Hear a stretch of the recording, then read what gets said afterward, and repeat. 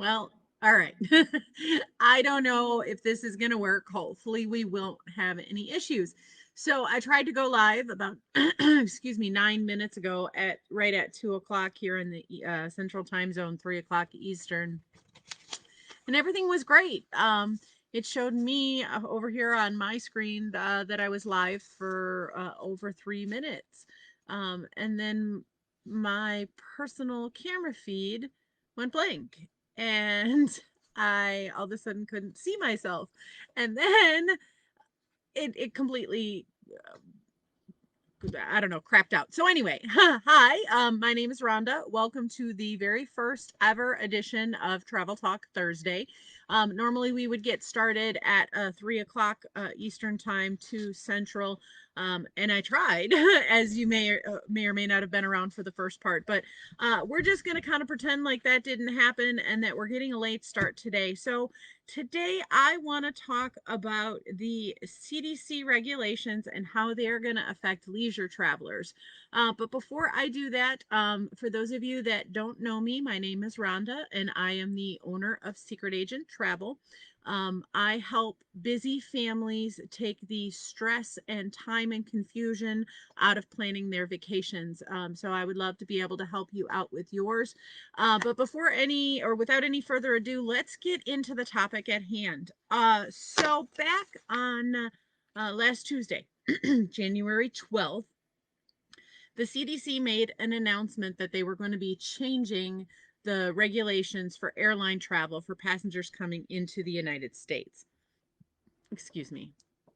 So, with this order, effective January 26th, all passengers coming into the United States, that's even U.S. citizens that have left the country to travel abroad, whether it's for work or leisure or whatever other reason there might be to travel, in order to come into the United States, you are going to have a negative COVID-19 test at least, excuse me, no more than 3 days before you enter the country.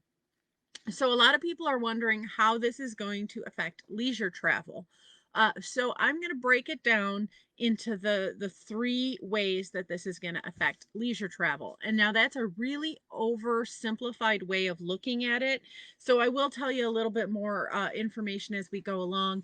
And of course, each of those things does have more components to it. So the first and the most important thing that you need to know about how this CDC regulation is going to affect leisure travel is this is going to make your vacation cost more money.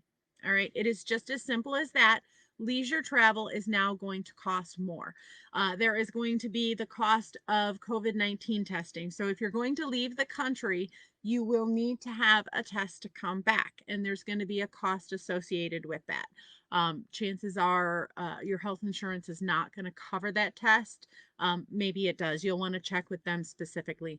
Also, you need to, in 2021, consider that travel insurance is no longer optional.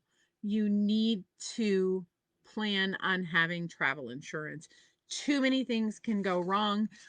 Now that you're required to have a test before you can come home, you want to have insurance in case you are forcibly quarantined in a foreign country. We'll talk about that a little bit later toward the end of my little of Travel Talk Thursday this week. We'll talk about how travel insurance is going to come into effect here. But again, it's going to cost more. You need to plan on travel insurance being part of your trip. It's no longer optional. Number two, this order is going to make travel more complicated. So now not only are you going to have to choose where you go, how you're going to get there, who you're going to book with, but now you have to figure out what the rules and regulations are for the country that you're traveling to, or even part of this country that you're traveling to, because some of the U.S. territories, the non-continental United States, have some regulations that you need to be aware of. So things are going to be much, much more complicated. This is why working with a travel agent, somebody like me, can make things much more smooth when it comes to planning a vacation in 2021, because it's my job to stay up to date on these things, and I can keep you posted on the things that you need to know about. You're certainly welcome to keep on top of those things yourself, but that's one of the things that I can do for you as a travel agent. But number three, and the third thing that you really need to know and how this is going to affect leisure travelers is this is going to continue to change. Okay, this announcement that the CDC made in January is probably just the first of many along this line. Okay, I would expect that as things start to evolve, as we start to get a better handle on this particular virus, we will see other countries start to open, and we're going to find that they're going to have similar requirements as well. Right now, US travelers cannot go to Europe. We can't go to Australia or New Zealand. And as those borders start opening up to us, I think we'll see more and more testing requirements to enter those other countries. So let's talk about where you can go right now, and what's going to be required in terms of testing to get there. All right, so first, I'm going to talk about what I would call those category 1 destinations. Category 1 destinations are basically those places within the continental United States. Those are places that you can travel to by car, places that you can travel to by plane and stay within the continental United States. Pretty much any time you travel outside of that, you are going to be required to have at least one COVID-19 test for your travels. Okay, then we have category 2. When it comes to category 2 destinations, you are going to have at least one COVID-19 test while you are on that vacation. So, destinations that would be in category 2 are going to be places like Hawaii, the U.S. Virgin Islands, Puerto Rico, and Mexico. All right. So the first three I mentioned are all places in the United States. Okay, you're going to have your test on your way to those destinations to be able to get into the country or to get into the country and avoid required quarantine times. When it comes to Mexico, there isn't an entry requirement for COVID testing, but you do have to have a COVID test to return back to the United States. Alaska is also included in category 2. All right. Since you can't get there by car without going through Canada and the Canadian land borders are closed, right now the only way to get to Alaska is either by ship, which the cruise ships aren't sailing, or to get there by airplane. And so then, because of their isolated nature, they do require a negative test for travelers, and then there would be no quarantine required. Then we have category 4 destinations. These are those destinations where you're going to need to have a minimum of 2 tests for that vacation. So this is going to be places that currently require a test for you to enter into their country. So places like Jamaica, the Maldives, French Polynesia, Aruba, Jamaica, St. Lucia. Now, I am going to include the Dominican Republic as a category 3, even though it is possible that you may only have to have one COVID test for your Dominican Republic vacation. As it is right now, you are not required to show proof of a negative test to enter the Dominican Republic. It is a helpful thing to have. It is a good idea to have because they are subjecting random travelers to testing. And in the event then that your test is positive, there would be quarantines required by the Dominican Republic, and quarantining in a foreign country without a plan of how to handle that is something that you want to avoid. You want to make sure that you know what's going to happen if you end up having to quarantine in another country. Okay, so early on, I said that travel insurance was no longer going to be considered an optional expense. So I want to talk about that a little bit more.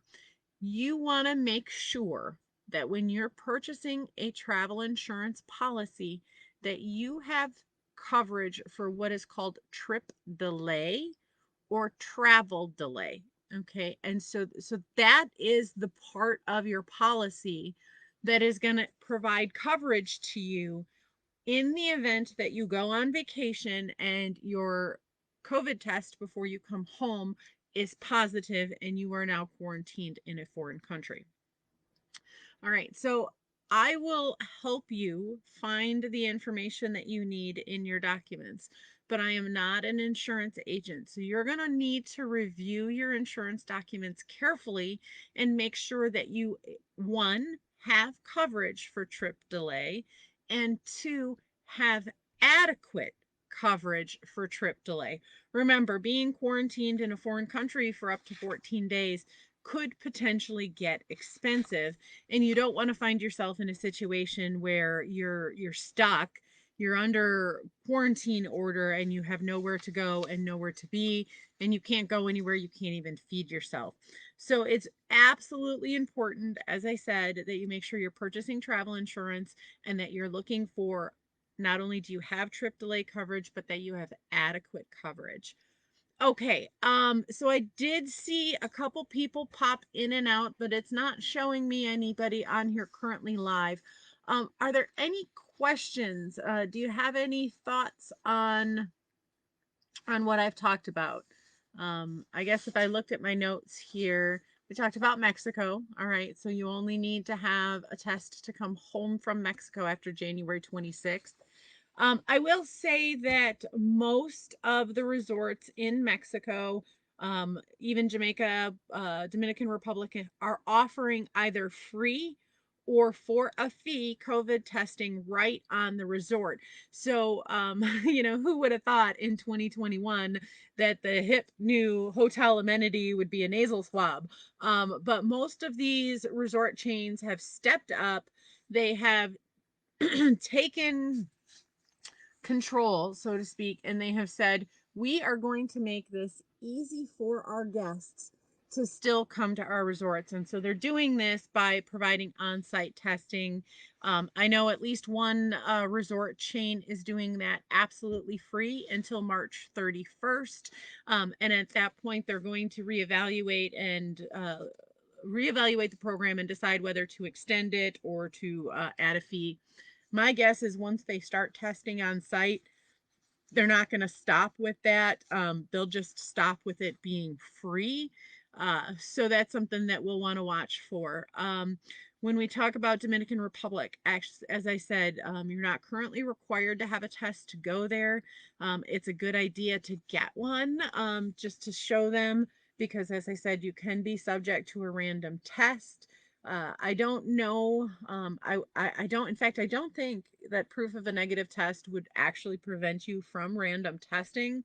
But certainly it would help a little bit with peace of mind if you quarantine properly from when you have that test until you go, you might be able to feel more assured that your test is going to be negative. Of course, certainly nothing is guaranteed. Um, Jamaica currently does require a negative test to enter their country, but they're one of the more lenient countries. Okay, that test has to be no more than 10 days old. So you want to take that 9 days or so before you go at the most. What that means is that you have a little bit of flexibility with Jamaica on your test result turnaround. So it can be sometimes pretty tricky to find test results that can come back within 3 days. With Jamaica having that extra time, that can be a little bit easier. Both Puerto Rico and the U.S. Virgin Islands have that same 72-hour testing requirement before you go there. But because that is still considered within the United States, you wouldn't need a test to come back. Um, Hawaii is interesting. Okay. So, Hawaii, you do not need to have a COVID-19 test to go to Hawaii. Okay. That is true.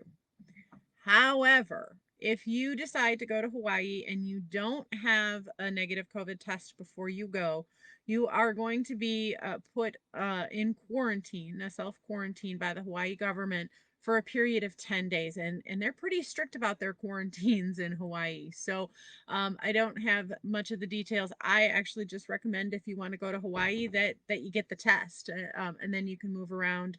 You can be out of your room. You can enjoy the beach. Were there any questions at all about how the new CDC regulations are going to affect leisure travelers? All right, folks. Well, thank you for stopping on in for my first ever Travel Talk Thursday. I appreciate your time. Thank you so much and have a great day.